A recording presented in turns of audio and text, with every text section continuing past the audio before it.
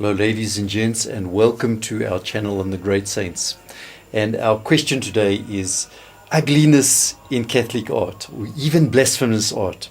Can we just leave it and walk away? So obviously from our art we want to get something beneficial, something beautiful. And we all know that God is truth and beauty as well. So heaven is a spectacular place, and it's meant to inspire us in that direction.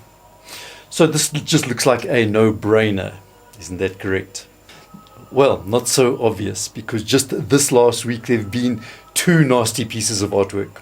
Rupnik, the alleged sexual predator of the nuns of his order, his art is just found everywhere. And the big question going out there right now is, can we leave this art displayed? In this case, we know that Dr. Robert Royal of EWTN, part of the Papal Posse team, describes the problems with Rupnik's art as not just someone with a sketchy moral standard, but in fact that the sexual practices, that is with the nuns, inspired the art. They are somehow integrally connected. these two things, the abuse and the artwork, I'm sorry to say this, they are one. Nancy Vicek of the Catholic News Service describes the eyes of Marco Rupnik's art as black and soulless.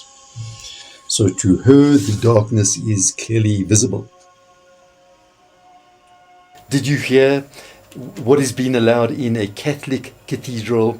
It is in Linz in Austria, this horrific and blasphemous statue of the Blessed Virgin Mary is being featured there in the cathedral. What is so bad about this is that it depicts the Holy Mother of God half nude, giving birth to our Lord in an absolutely vulgar and giving a false image as well. What is Catholic art meant to be? And here we can look to the wisdom of Plinio Correia de Oliveira, who was a Brazilian Catholic thinker. And he summarized it like this, that God has established these mysterious and admirable relations, these links between, on the one hand, certain frames and forms and colors and flavors, that is art. And on the other hand, this link is to certain states of soul. And if we look at God is the master artist. Look at nature, how beautiful and how pleasing nature is to all of our souls. We just love to be within nature that is sculpted by God. But the high point of God's sculpturing is, of course, the saints, the faces of the saints. Now, and we think, of course, of Padre Pio. We see on his face that gentleness, that image of God just shines right through. So we all know that we have these ugly churches. Every town seems to have one nowadays, every major center, and we're going to be taking this one from Liverpool. What is the influence of this? So could this cathedral be inspired by Aztec art? And here's a few other works of art. Let's have a look at these, and what do you now make of these?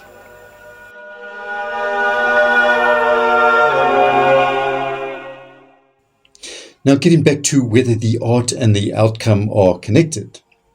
This gentle soul here we see is Pope Leo the 13th, and we're going to have a look at the ambience. Which would you say better fits his soul? Would he be more comfortable in this scene here? And then on the other hand, we have this beautiful church of Saint Catherine of Bologna. Now where would his soul be more at home? Michael Rose, of course, calls it out as it is, as ugly as sin.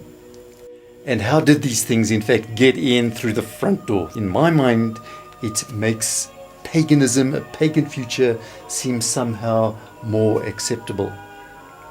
Of course, we weigh these things up by the fruit. Have we seen mass conversions to the faith? So let's just have a look now at some beautiful works of art as well. The patroness of art is Saint Catherine of Bologna. There's in fact many patronesses of the art, but her in particular, she was an Italian nun, an artist who lived in the 15th century and was known for her artistic talent and also for her spiritual devotion. And she was in fact a talented painter, musician and writer, and here we see some of her pictures. And quite interestingly as well is Saint Luke the Evangelist. He was a doctor, but he was also known as an artist with words, so he's another patron of the arts. And attributed to Saint Luke are many legends of icons he painted.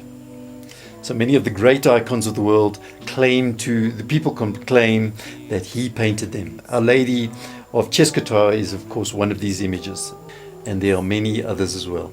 But to finish with, what was the influence of art on Padre Pio? Well, he used to spend hours in front of this particular image. Our Lady of Grace is in his monastery, and the crucifix as well.